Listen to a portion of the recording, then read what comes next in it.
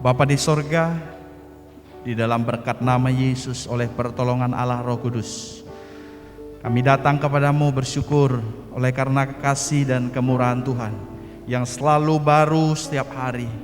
Itulah yang kami rasakan sampai hari ini. Kalau kami boleh ada, kami boleh berkumpul untuk menyembah Tuhan di ibadah raya Minggu yang kudus pada hari ini. Semua karena kasih dan kemurahan Tuhan. Biarlah hati kami penuh dengan syukur, hati kami melimpah dengan rasa sukacita, damai sejahtera, untuk kami boleh fokus kepada Tuhan. Apapun pergumulan kami, apapun masalah, persoalan yang kami hadapi, biarlah kami boleh datang kepada sumber kehidupan, sumber pertolongan. Di dalam hadirat-Mu kami boleh mendapatkan ketenangan, sebab hanya dekat Allah saja kami tenang.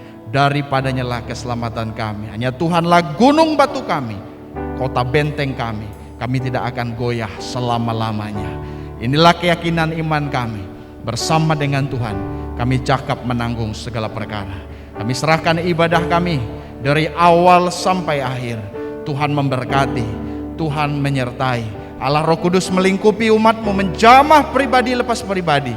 Roh Allah memerintah penuh dalam hidup kami, sehingga pagi hari ini bukan hanya sekedar ibadah biasa, tetapi merupakan perjumpaan umat Tuhan secara pribadi dengan Engkau. Dan kami boleh mengalami kuasa dan kemurahan-Mu Bapa. Terima kasih Yesus, terpujilah nama Tuhan Yesus Kristus. Diberkatilah ibadah ini. Bapak Ibu yang dikasihi oleh Tuhan, pertolongan kita adalah dalam nama Tuhan yang telah menjadikan langit dan bumi, yang tetap setia untuk selama-lamanya dan yang tidak pernah membiarkan pekerjaan tangannya. Turunlah kasih karunia dan damai sejahtera dari Allah Bapa dan Tuhan kita Yesus Kristus menyertai ibadah kita. Yang percaya bersama katakan amin. Berikan tepuk tangan yang meriah bagi Allah.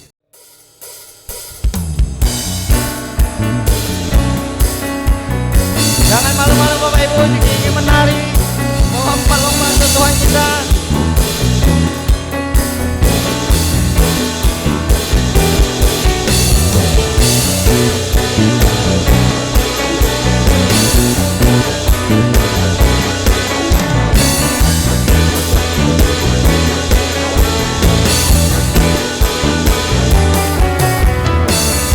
Bersyukurlah kepadanya, bawalah pujian bagi Dia, karena Dia jauh, Dia yang perkasa.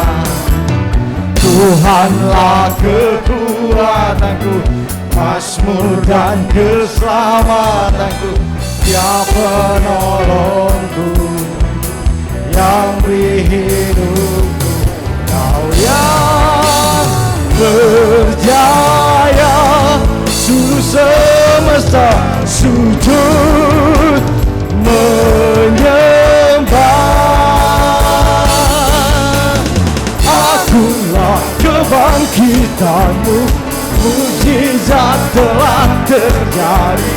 Junjung kasih anugerahmu, kekal teguh dan mulia. Masyurlah perbuatanmu, Kau penyelamat hidupku. Kasih-Mu tiada tara, berkata Kau Tuhan Rajaku. Tetap semangat Bapak Ibu.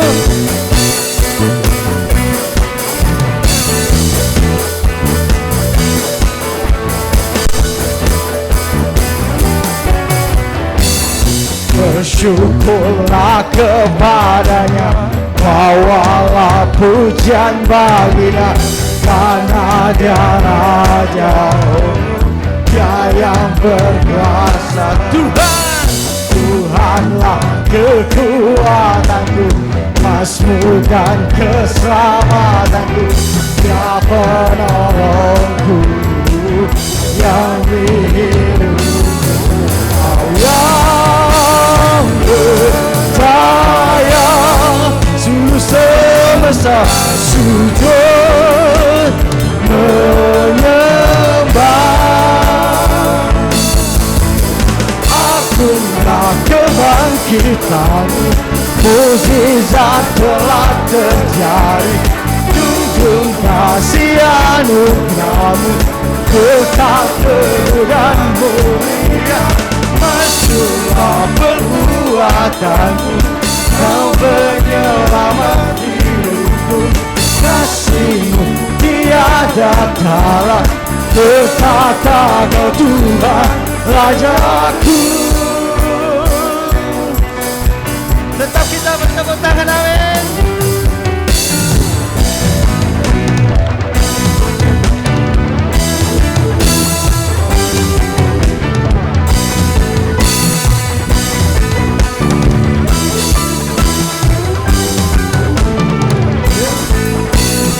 Semangat ya Bapak Ibu.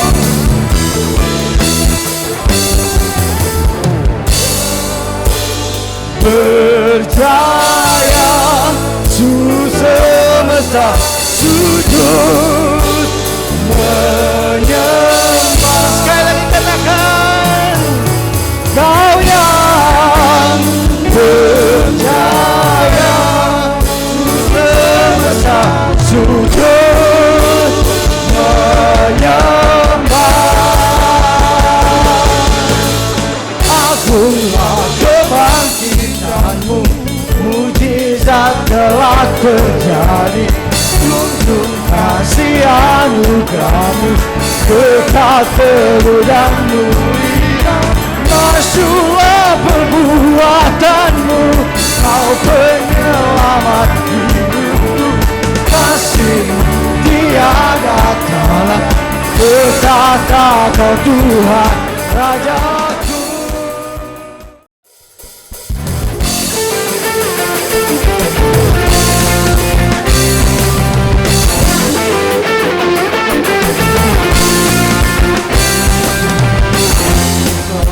Sorai muliakan namanya, Dia berperang ganti kita. Bertepuk tangan, muliakan namanya, Dia selamatkan jiwa kita.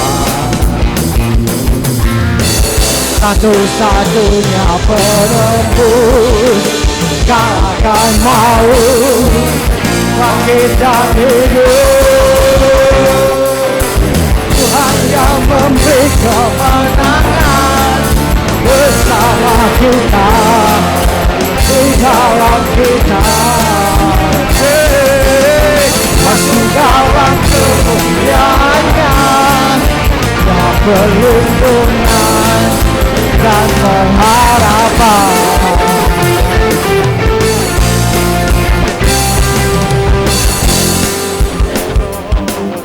tetap puji Tuhan, muliakan namanya. Mari sama-sama katakan bertepuk tangan, amin. Tepuk tangan, muliakan namanya, Dia berperang ganti kita. Satu-satunya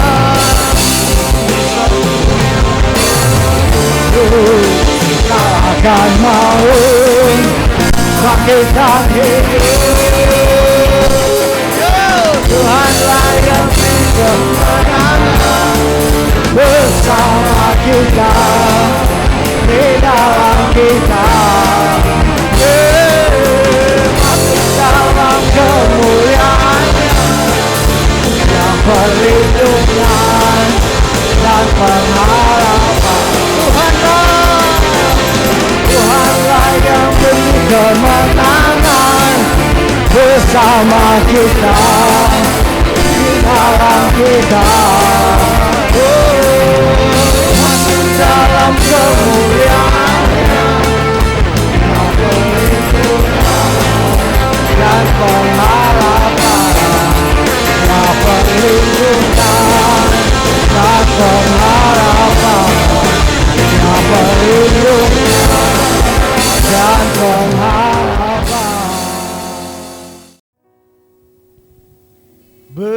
Bersamamu Bapa, ku lewati semua.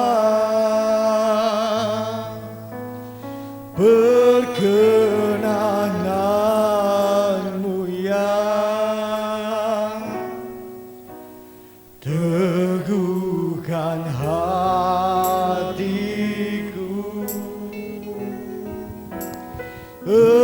Engkau yang bertindak,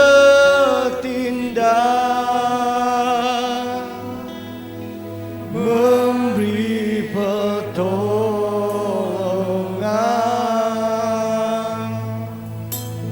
anugerah-Mu besar melimpah bagiku. Sama-sama kita angkat pujian ini dari awal. Engkau ada bersamaku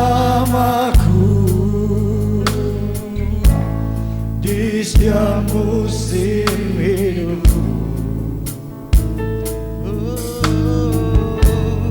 Tak pernah Kau biarkan ku sendiri.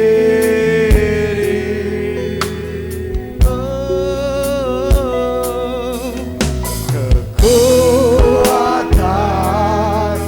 di jiwaku adalah bersamamu. Tak pernah ku ragukan kasih-Mu. Katakan bersamamu Bapa. Bersamamu Bapa, ku lewati semua.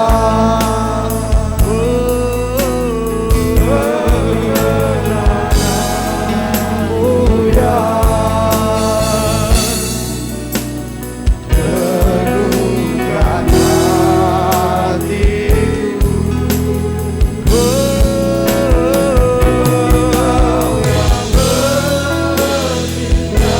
Kau yang bertindak, memberi pertolongan, anugerah-Mu besar melimpah.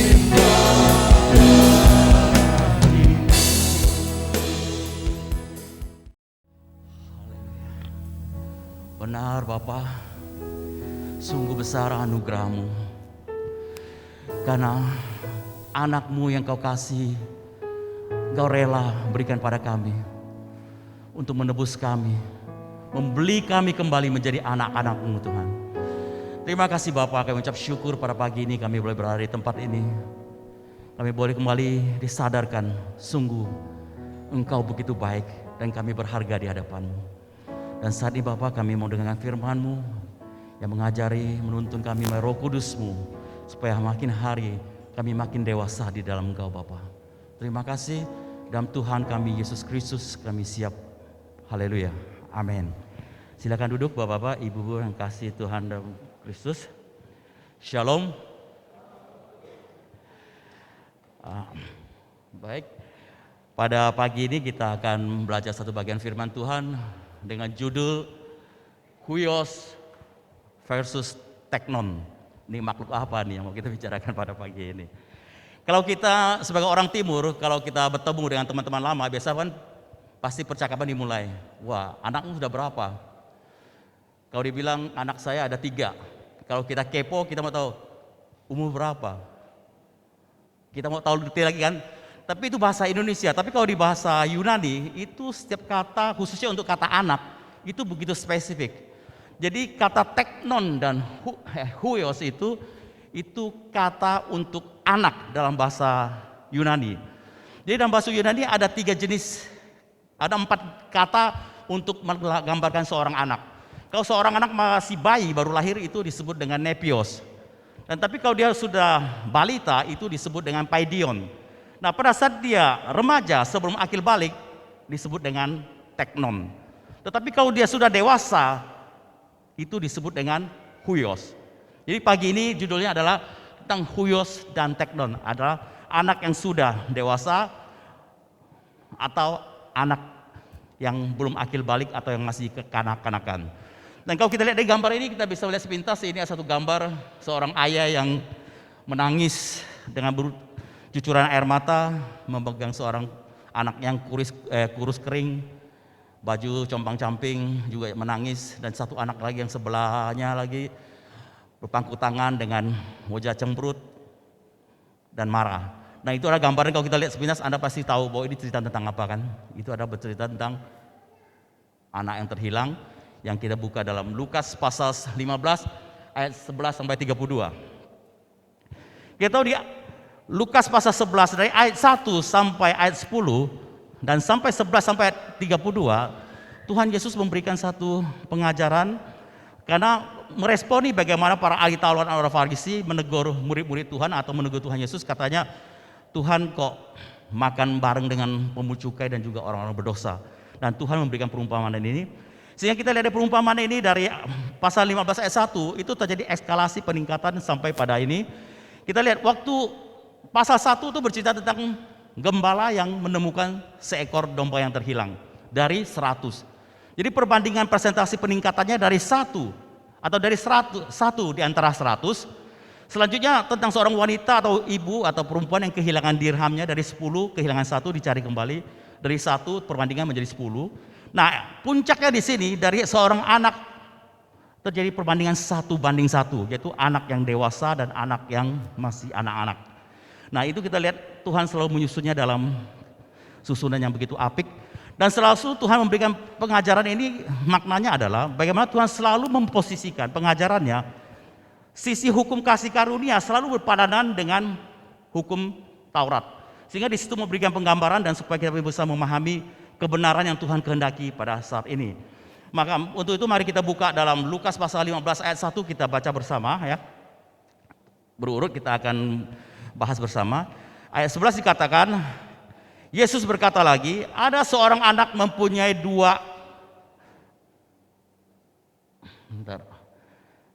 Yesus berkata lagi, ada seorang mempunyai 2 anak laki-laki. 2 anak laki-laki digambarkan di sini, kata anak laki-laki adalah kata huios, artinya anak-anak yang sudah dewasa. Nah, kita tahu anak yang bungsu, kalau anak yang bungsu itu berumur, kalau di saat yang masih remaja berarti masih kurang lebih ya 17, kalau dewasa berarti atas rata-rata di atas 17 tahun. Kita tahu anak bungsu, dia datang kepada bapaknya supaya dia dibagikan harta warisannya. Padahal kita tahu kalau warisan itu diberikan kalau orang tua sudah meninggal. Ini anak yang super kurang ajar, bapaknya masih hidup, dia sudah minta warisan. Dan bapaknya ya juga akhirnya memberikan kepada dia. Kita tahu kalau warisan dalam budaya Yahudi berdasarkan Alkitab, itu kalau anak itu, anak pertama warisan yang diterima adalah 2 kali lipat dari anak selanjutnya. Atau kalau 2 anak ya, anak pertama mendapat 2/3, anak kedua hanya dapat 1/3. Nah, dikatakan kalau kita baca, anak bungsunya minta harta warisan dan orang tua memberikan kepadanya. Dan setelah dia menerima harta warisan itu, karena waktu itu tidak dalam bentuk uang cash, kalau sekarang kan 3 transfer ya, kalau dulu enggak, dalam bentuk barang. Dia jual, setelah dia jual, setelah menjadi uang, dia pergi meninggalkan kampung halamannya, dan dikatakan dia pergi sebuah negeri lain. Dan di situ dikatakan dia menghabiskan, memfoya-foyakan semua uangnya, sehingga setelah uangnya habis, kota itu juga terjadi kelaparan, sehingga dikatakan dia sudah tidak punya apa-apa.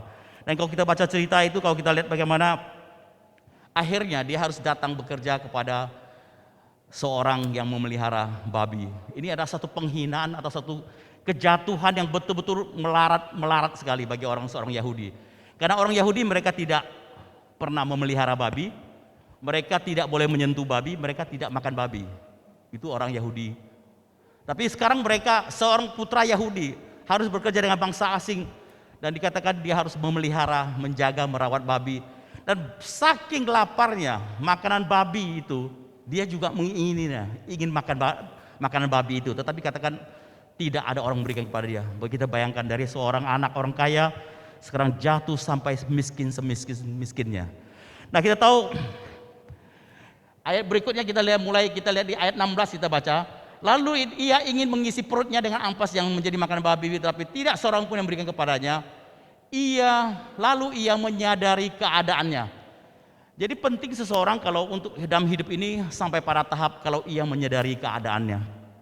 Karena kalau manusia sebelum kita jatuh sampai kepada tingkat yang terendah seperti ini, kita biasanya merasa hidup ini aman-aman saja, tidak perlu orang lain, tidak perlu Tuhan. Tetapi pada saat kondisi ini kita bisa bayangkan, anak ini sekarang dia menyadari bahwa dia untuk makan saja tidak ada makanan. Dan kita lihat, dia akhirnya teringat kepada bapaknya dan dikatakan dia akan kembali ke bapaknya. Tujuannya bukan untuk mengklaim warisan lagi, tetapi dia tujuan sesungguhnya adalah untuk balik mendapatkan makanan supaya tidak mati dia. Dan kita lihat motivasi yang keliru. Kita selalu mengatakan untuk percaya Tuhan itu perlu motivasi yang benar. Anak ini dia kembali ke Tuhan, motivasinya kita jelas tidak benar. Dia bukan untuk dapat perdamaian dengan orang tuanya, tetapi dia tujuannya adalah karena orang tuanya punya banyak pekerja, mereka makan lebih dari cukup.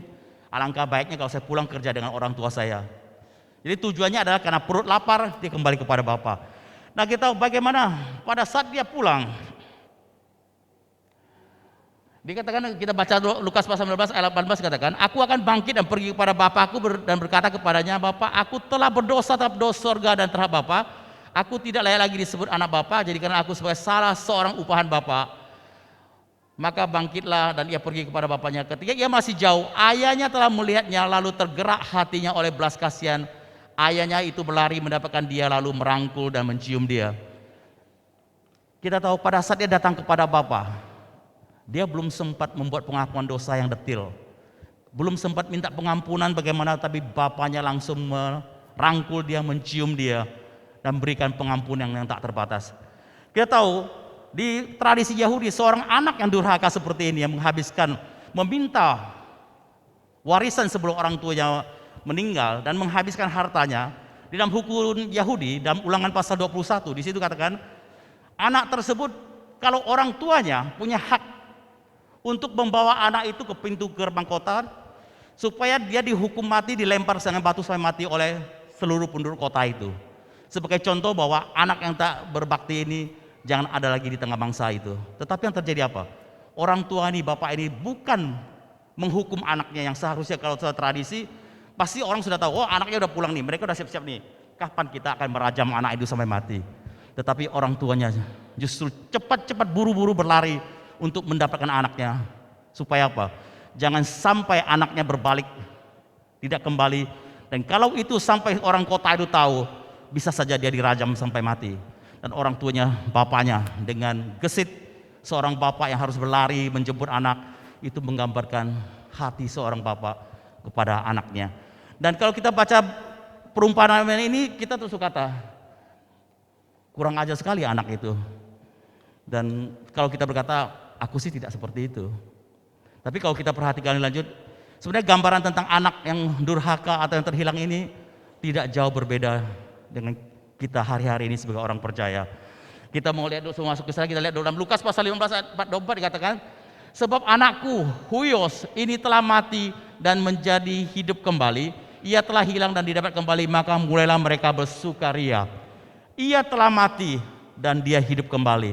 Jadi untuk membenarkan bahwa kita sesungguhnya tidak jauh berbeda dengan mereka, kita buka dalam Efesus pasal 2 ayat 4 dan 6 sampai 8 dikatakan, tetapi Allah yang kaya dengan rahmat oleh kasih-Nya yang besar yang dilimpahkannya kepada kita telah menghidupkan kita bersama-sama dengan Kristus, telah menghidupkan kita bersama-sama dengan Kristus, sekalipun kita telah mati oleh kesalahan-kesalahan kita, oleh kasih karunia kamu diselamatkan. Dan di dalam Kristus Yesus ia membangkitkan kita juga dan memberi tempat bersama-sama dengan Dia surga. Sebab karena kasih karunia kamu diselamatkan oleh iman, dan bukan hasil usahamu tetapi pemberian Allah. Jadi apa bedanya dengan kita saat ini, hari ini kita bisa menjadi anak-anak Allah? Kalau kita perhatikan masa lalu kita, waktu kita tidak mengenal Tuhan, bagaimana pola tingkah laku kita, itu kita selalu mengkaitkan hidup kita, kalau saya berdosa enggak tuh, datang ke Tuhan tuh selalu berkaitkan dengan tingkah laku dan perbuatan. Sesungguhnya dosa yang paling besar yang Tuhan ingin kita sadari dalam 10 perintah Allah, hukum yang pertama apa? Itu jangan ada Allah atau Tuhan lain di hadapanku. Jadi pada saat kalau kita, walaupun kita bukan seorang pembunuh, bukan seorang penjina, bukan seorang berbuat jahat, tapi sesungguhnya pada saat kita tidak menyembah Tuhan yang benar, yaitu Tuhan Yesus Kristus, Sang Pencipta langit dan bumi ini, sesungguhnya itu adalah dosa yang paling besar dan sesungguhnya kita adalah orang yang mati. Nah, pada saat kita menyadari kebenaran itu, kita saat ini sebagai orang percaya, kita secara prinsip kita adalah orang yang sudah mati seperti anak bungsu itu. Karena dalam Roma pasal 6 ayat 3 sampai 4 dikatakan, atau tidak tahukah kamu bahwa kita semua yang telah dibaptis dalam Kristus telah dibaptis dalam kematiannya. Dengan demikian kita telah dikuburkan bersama-sama dengan Dia oleh baptisan dalam kematian, supaya sama seperti Kristus telah dibangkitkan dari antara orang mati oleh kemuliaan Bapa, demikian juga kita akan hidup dalam hidup yang baru. Jadi gambaran tentang anak yang terhilang itu adalah gambaran tentang kasih karunia Bapa yang luar biasa hatinya untuk kita, yang pada saat kita belum percaya pada Tuhan, walaupun dengan motivasi yang keliru, kita datang kepada Dia dalam berbagai acara dan kegiatan yang kita mungkin motivasi yang tidak benar, tetapi Bapa siap menerima kita. Dan hari ini kita yang sudah dibaptis dan sudah menerima hidup baru, itu adalah anak-anak Allah yang disebut dengan huios, yaitu anak-anak yang sudah dewasa. Tapi sekarang kita mulai selanjutnya tentang anak yang kedua, anak yang sulung, bukan anak yang kedua, anak yang pertama. Di dalam Lukas pasal 15 ayat 25 sampai 27 katakan, tetapi anak yang sulung berada di ladang, dan ketika ia pulang dan dekat ke rumah, ia mendengar bunyi seluring dan nyanyian tari-tarian. Itu kita bicara tentang anak yang pertama, itu anak yang hidupnya berdasarkan legalistik, yaitu anak yang hidup berdasarkan ketaatan hukum. Dia merasa dia adalah anak yang sudah taat mengikuti segala perintah Tuhan. Tetapi kalau orang yang taat seperti ini atau disebut orang legalis, itu dalam hidupnya kita dapat temui orang-orang percaya yang alergi dengan musik dan puji-pujian. Pernah kita dengar orang-orang percaya kalau kita bilang melihat kalau gereja main pakai band, pakai alat musik, nyanyian yang memuji Tuhan, mereka menganggap itu tidak alkitabiah. Dan mereka lebih suka pakai keyboard, bukan keyboard tapi pakai piano tunggal, lagu-lagu himne. Jadi kalau lagu yang baru ini dianggap tidak alkitabiah. Dan itu adalah orang-orang legalis, orang yang merasa dia yang paling benar, dan itu tidak beda dengan anak sulung ini. Sehingga pada dia mendengar bunyi suling dan nyanyi tari-tarian, dia sudah kesel nih. Lalu ia memanggil salah seorang anak yang bertanya kepadanya, apa artinya semua? Jawab hamba itu, adikmu telah kembali dan ayahmu telah menyembelih anak lembu tambun karena ia mendapatnya kembali dengan sehat. Yang terjadi adalah kalau orang-orang yang legalis seperti ini biasanya gampang tersinggung, gampang marah, dan gampang ngambek. Lukas pasal 15 ayat 28 katakan, maka marahlah anak sulung itu dan ia tidak mau masuk. Lalu ayah keluar dan berbicara dengan dia. Tetapi jawabnya, katanya, telah bertahun-tahun aku melayani Bapa dan belum pernah aku melanggar perintah Bapa. Tetapi kepadaku belum pernah Bapa memberikan seekor anak kambing untuk bersuka cita dengan sahabat-sahabatku. Dia begitu merasa tetap tinggal di rumah, taat sebagai anak yang berbakti.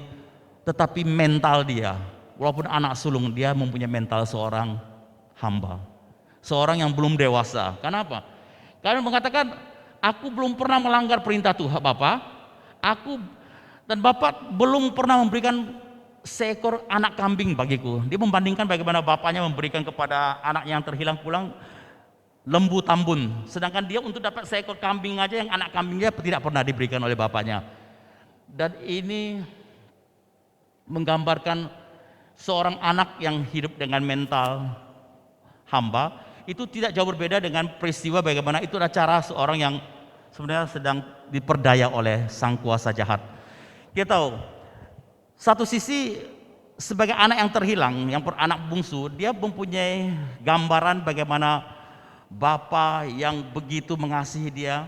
Pada waktu dia kembali, walaupun hidupnya masih tidak benar, masih compang-camping, masih bau dan masih tidak berubah kelakuannya, tetapi orang tuanya menerima, memperlakukan dia sebagai anak kembali, yaitu memberikan jubah. Kita tahu sebagai lambang apa, kalau kita adalah jubah kebenaran, dia telah dibenarkan, diterima kembali oleh orang tuanya, dan dia berikan cincin.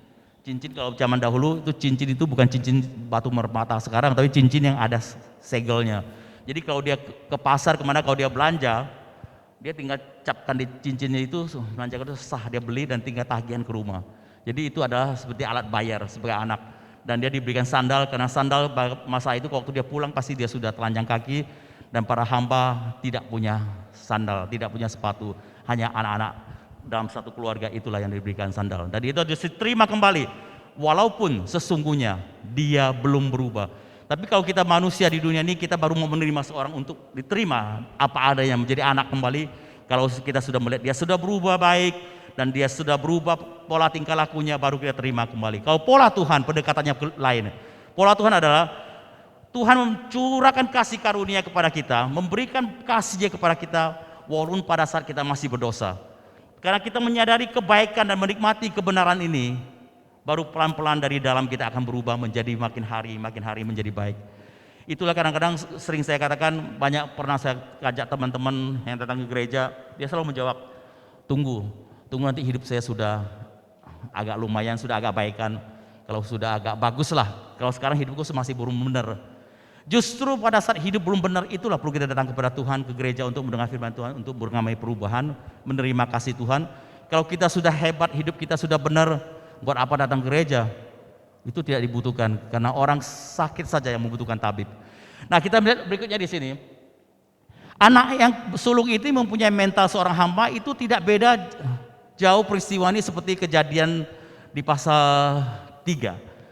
Kita tahu bahwa waktu Allah Bapa menciptakan langit, bumi dan seisi, dan semua tanaman itu, buah-buahan yang ada di taman itu diberikan kepada Adam dan Hawa untuk memakannya.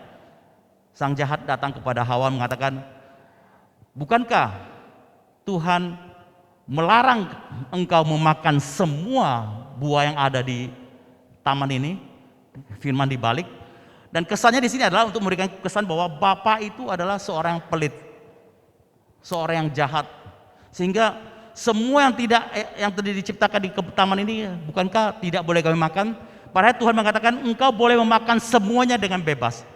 Demikian juga anak yang sekarang hidup dalam perhambaan ini, dia merasa dia untuk mendapatkan berkat dia harus taat, harus melakukan ini dengan benar.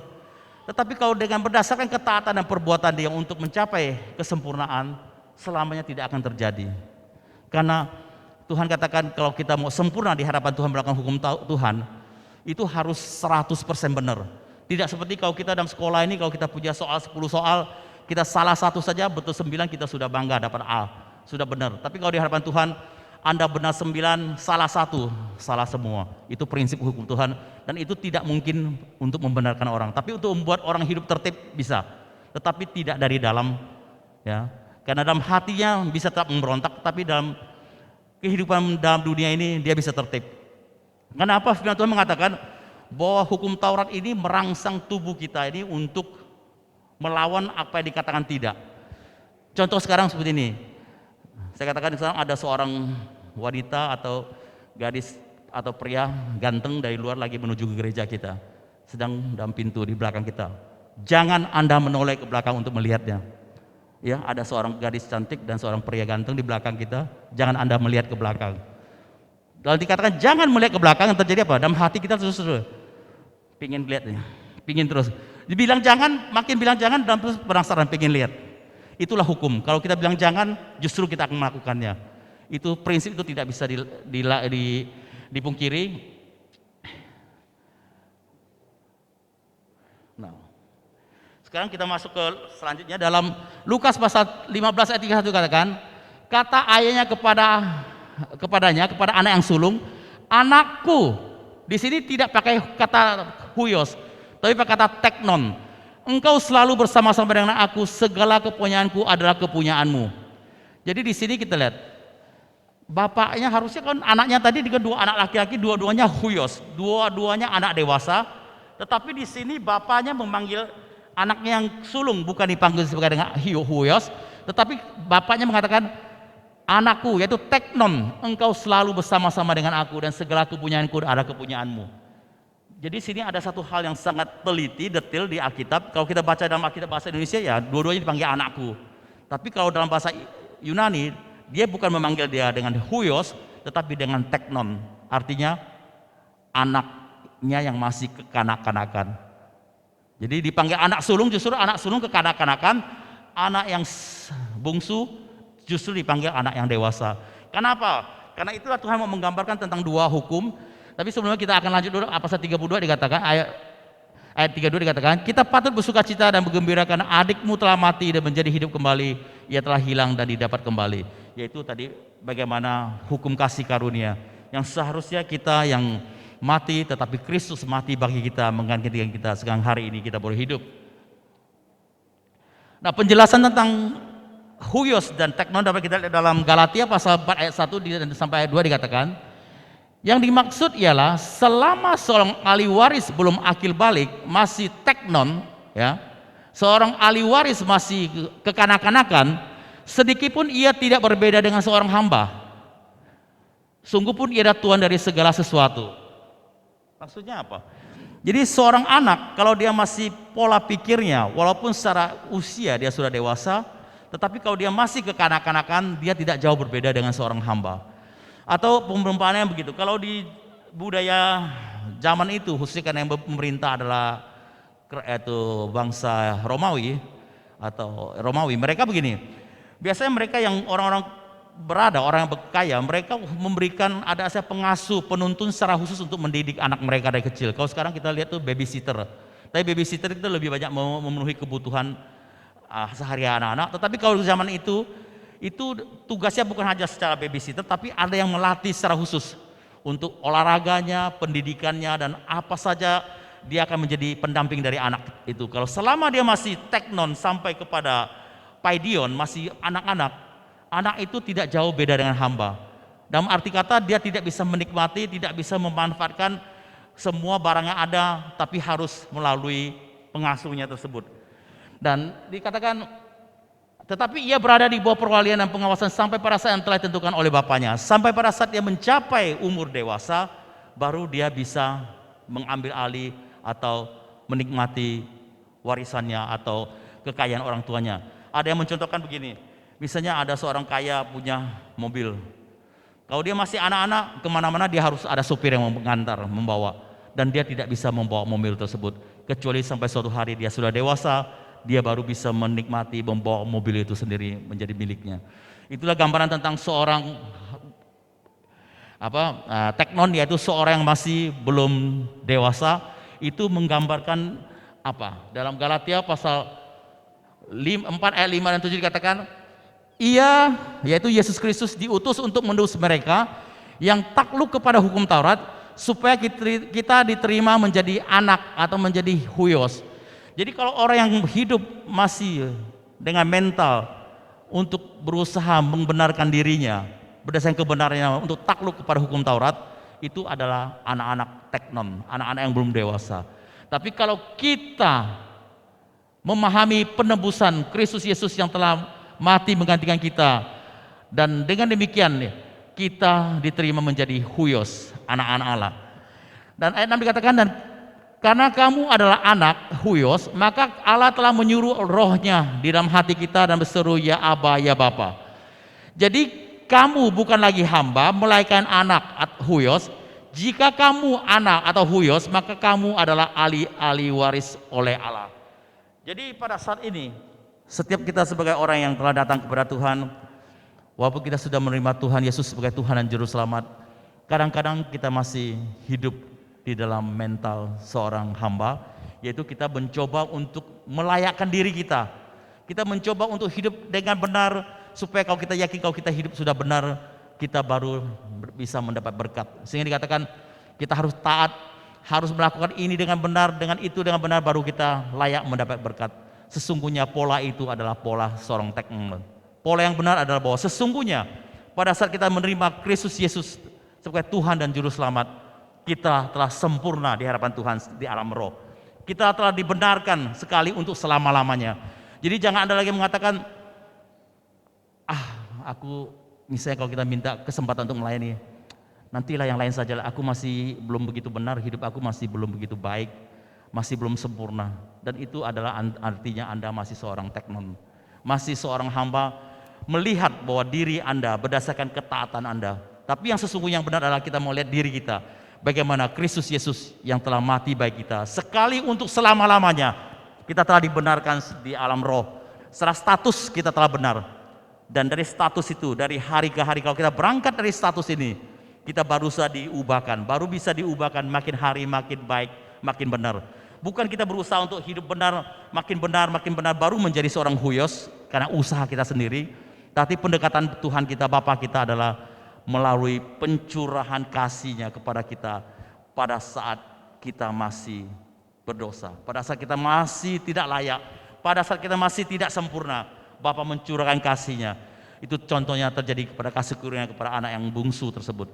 Dia masih berantakan, yang penting sekarang dia punya niat untuk datang kembali kepada Bapa. Dan dia datang kepada Bapa, walaupun dengan belum sempurna dalam pengakuannya, motivasinya masih keliru. Tapi pada saat dia berbalik untuk datang kepada Bapa, Bapa mencurahkan kebenaran ini, dan yang kebenaran ini akan mengubah anak itu dari dalam keluar, sehingga terciptalah dari hari ke hari menjadi seorang yang dewasa. Karena dimulai dari sesuatu yang sempurna, baru bisa kita menjadi sempurna. Karena kalau kita berusaha untuk memulai dari apa yang kita kerjakan, dari hari-hari ke hari, kita mau lihat dulu, kalau hidup saya misalnya udah agak baik lah, sudah benar lah, sudah agak taat, baru saya mau melayani Tuhan. Itu ada pendekatan yang keliru. Tapi yang benar adalah engkau menyadari, memang satu manusia pun di dunia ini tidak ada yang benar. Tuhan katakan semua manusia telah kehilangan kemuliaan Allah dan telah berdosa, dan dosa itu hukumannya adalah maut. Tapi kita mengucap syukur, walaupun secara status kita semua telah mati di hadapan Tuhan, tapi kita juga telah dibangkitkan di dalam Kristus, dan sekarang kita semua adalah menjadi anak-anaknya, yaitu huios, karena kita telah dianugerahkan keselamatan dan kebenaran ini. Walaupun ya terlepas dari kebenaran hidup kita sendiri, hari-hari masih belum sempurna, tapi di hadapan Tuhan kita sudah benar, sudah sempurna di hadapan Tuhan. Dan inilah yang perlu kita akui di hadapan Tuhan, bahwa kita adalah orang benar di hadapan Tuhan, bukan karena perbuatan baik dan perbuatan benar kita, tetapi semata-mata kasih karunia dari Kristus Yesus yang telah membeli kita dengan darah yang mahal, dan itu telah lunas. Dengan demikian kita sekarang mempunyai keberanian untuk hidup melangkah sebagai anaknya, yaitu huios. Nah, pilihannya sekarang ada di tangan kita. Apa kita mau tetap sebagai seorang teknon, yaitu anak yang belum akil balik, yang selalu berusaha dengan segenap kekuatan kita untuk mencari kelayakan di hadapan Tuhan, atau kita seorang huios, anak yang sudah dewasa secara iman, secara rohani, memahami dan menerima kebenaran ini, bahwa kita dibenarkan sekali untuk selama-lamanya. Karena dengan kekuatan dan kebenaran ini, kita baru mampu untuk menjadi dewasa sebagaimana yang Tuhan kehendaki. Kiranya renungan firman Tuhan singkat pada pagi ini boleh mengingatkan kita akan kebenaran ini, sehingga kita boleh makin hari makin menjadi satu kenyataan yang Tuhan kehendaki, yaitu kita menjadi seorang huios, anak yang telah dewasa di hadapan Tuhan. Karena sebagai anak yang dewasa di hadapan Tuhan itulah yang berhak menerima warisan, karena kita adalah anak.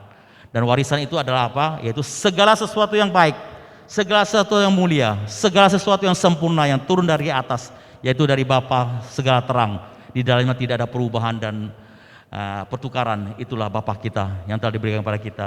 Dengan kebenaran ini kita mengucap syukur. Mari kita berdoa, telah mempunyai seorang Bapa yang luar biasa baiknya, walaupun kita belum sempurna di hadapannya. Terima kasih, mari kita berdoa. Terima kasih Bapa, kami ucap syukur untuk kebenaran-Mu. Engkau rela memberikan putra-Mu untuk mati bagi kami, untuk memperdamaikan kami pada saat kami masih berdosa. Dan seharusnya kami dihukum, dan kematian itulah milik kami, karena kami tidak percaya kepada Engkau. Tapi pada saat kami menerima Engkau sebagai Tuhan dan Juru Selamat, sesungguhnya kami yang mati telah dihidupkan kembali, dibangkitkan dalam kuasa kebangkitan Kristus dalam hidup kami, sehingga saat ini kami menerima jabatan sebagai anak-anak Allah yang telah dewasa, yaitu huios. Sehingga demikian sebagai anak yang dewasa, kami siap menjadi ahli-ahli waris-Mu. Terima kasih Bapa, kami ucap syukur. Roh Kudus tolong kami untuk kebenaran ini, supaya terus kami berani melangkah, bahwa sesungguhnya kami anak-anak-Mu yang telah dibenarkan dan telah dewasa di dalam Engkau secara amroh. Di dalam nama Tuhan kami Yesus Kristus kami ucap syukur dan berdoa. Haleluya. Amin.